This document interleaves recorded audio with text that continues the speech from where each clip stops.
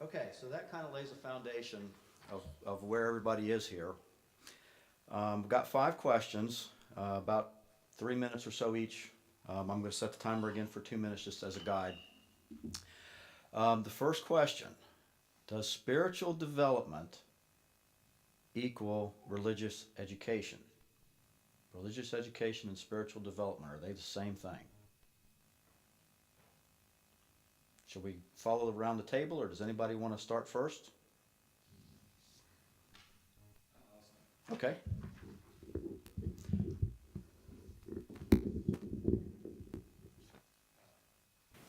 The, the challenge, Tom, in part, I mean, I don't know where we're going to go with this, is that I don't, to answer a question like that, it's usually a one-on-one conversation. Sure.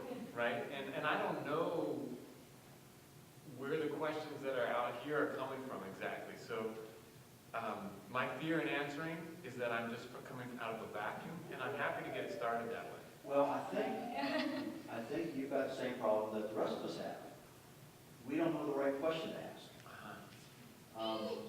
The UN Commission on the Child makes a big differentiation between spiritual development. I'm not trying to steal your time, so between spiritual development and faith formation.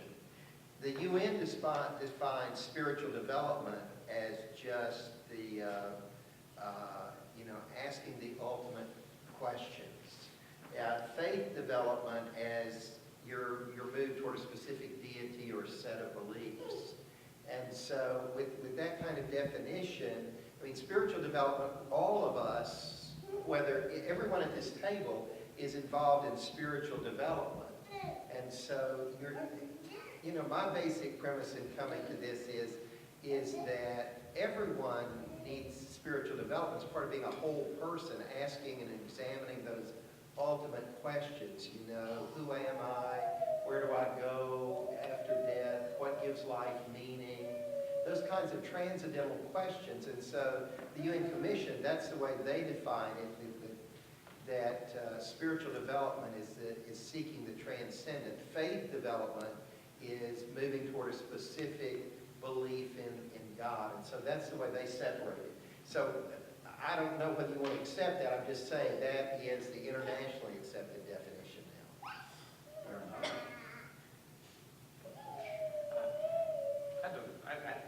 Well said. I didn't say if they did. I just, By the way. Well, it's very directional. sure.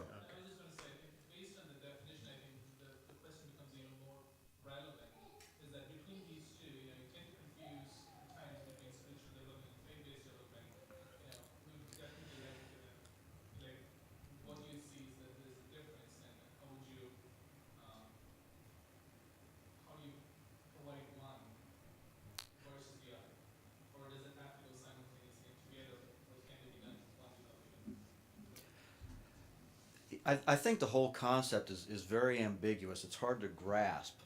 I think in a lot of religions, people get involved in the rituals, going to church on Sunday and kneeling and standing and singing and whatever. It's doing the same thing, and you get tied up in the actions, and you lose concept or lose track of the beliefs, why you're there. Spirituality and the practice, they're not exactly the same, I would say.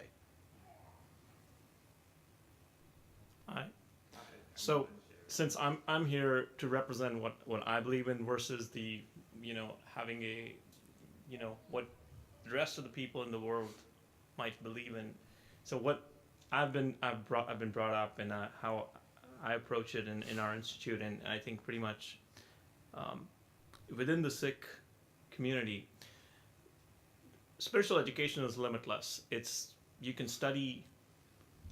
It's like study of all the religions, all the forms, all the universal attributes, how one relates to the other, how the night relates to the day, but religious education is finite, and it's dependent on which path you want to take. And I think spiritual development comes after that. To some, it comes as a process of that. It's like when you have when you rub something in for so long and so it becomes a part of you. And once your time comes of awakening, that becomes what you are, and it invokes your internal intellect, and then your personal spiritual development really starts. So I don't think spiritual development by itself can be a mechanical thing that can be taught. It certainly should be studied through other philosophers and their thinkers' works, but I think for children, it needs an underlying basic belief and builds from that. Okay.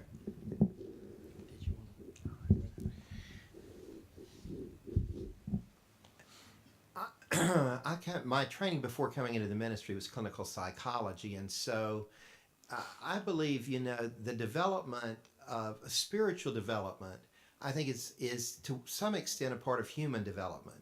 I think the reason that you have such a almost universal belief in some kind of deity, something bigger than we are, is really a psychological development. I mean, the child takes the parent. I mean, if you follow Fowler or Piaget or any of the developmental psychologists, the child takes the parent, and they idealize that, and they raise it, and so your children are going to have some sense of something that's bigger than themselves.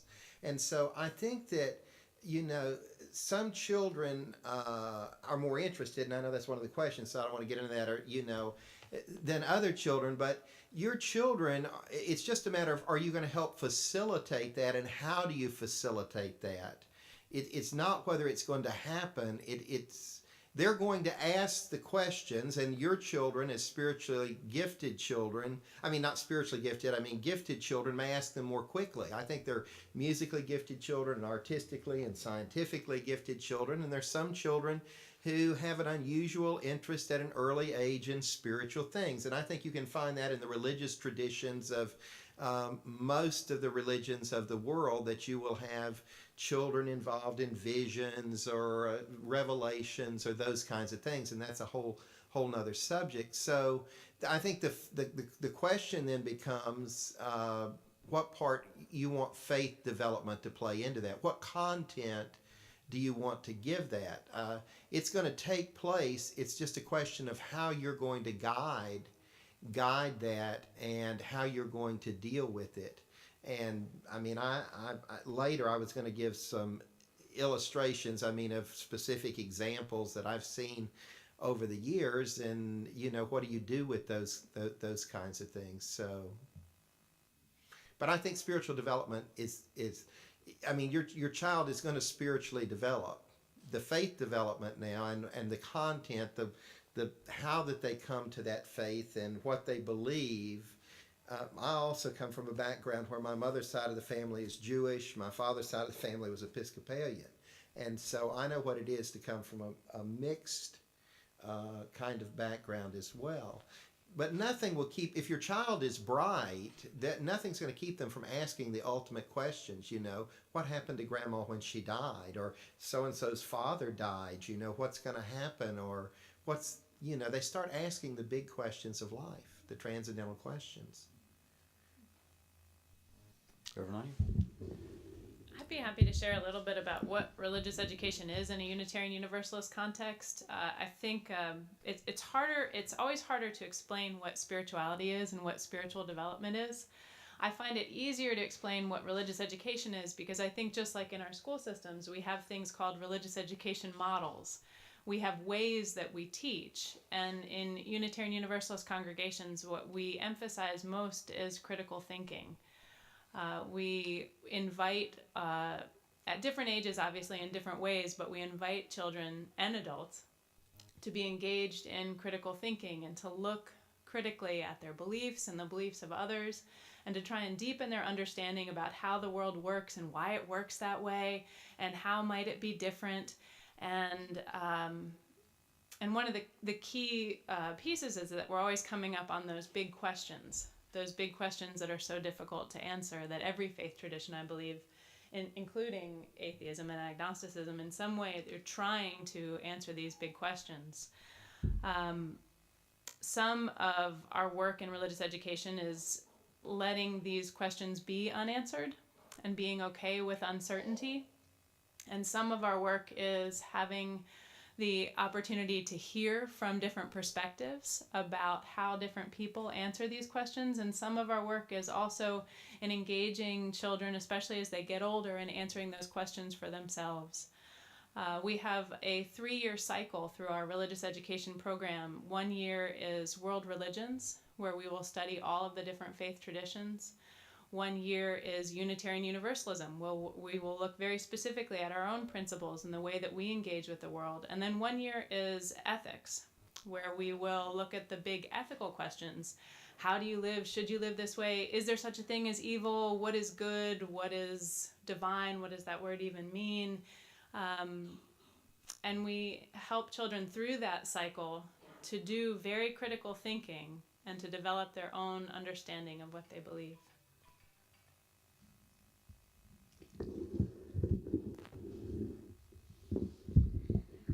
Just like the term gifted, and we can't seem to agree, or we have different definition of what gifted is, I think we also we come with different opinion about what it means to be spiritual.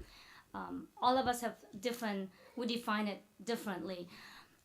And we answer it differently as well. But I see commonalities among us. Like you said, the children tend to ask the big question, how is it that we're here? What is existence? What is the afterlife? Is there a God? And I guess for the deists is that ultimately is the one deity that rules everything. That is the explanation. But for the atheistic point of view, we also try to answer that question, that you are a part of something bigger. And that bigness can be the universe out there, cosmology. There are hundreds of billions of planets, and our Earth is just one tiny speck. What does that mean? Your body is made out of metals that's flying out there in the universe. You are part of something big. And yes, we're also very comfortable with when we don't know, we say we don't. We're very comfortable with uncertainty. You don't know, let's find out. And it's okay if we don't know. And because of that sense of spirit, atheists and Unitarians and maybe other faiths also embrace open debate. So they can look at different point of views, different explanations, and scientific inquiry, so you can examine evidence, critical thinking. And you ask the question, do you need religious education? Not every religious education contribute to, like, I would consider ethical, spiritual. For example, hundreds of years ago in churches they taught that enslaving another human being is a Christian thing to do, or that there are churches or groups today where, oh, you shouldn't marry this person because it's not of the same faith, or, oh, that person is gay and therefore he should not be married. To some of us, that is not really spiritual nor loving, but that's not to say that every religious institution teach that way. But on the other hand, we also have, in public education, I teach philosophy, and we also explore some of those big questions. Does God exist? What is the purpose of our existence? Why are we here? And we look at those objectively. And at the end of the day, open debate, scientific inquiry, open-mindedness, listen to others, promote humanity that's good for us and for everybody around us, that is the spirit that we should all try to nurture in our children. That is, to me, that's spiritual. Certainly. So let's just clarify, suppose that this is what you're saying, it's like if you add scientific critical thinking and add layer of ethics on top of that, that would give a wholesomeness of Yes. spirituality Without the indoctrination, like critical thinking means let children think for themselves, and they can think it through these things. What is evil? What is good? What is the purpose of our life? What does it mean to increase the happiness of our fellow human beings? And they think through these things and examine different philosophers, different theologians, what they have, and together perhaps we can move towards something spiritual that is beautiful, that is healthy, that is loving, that is inclusive.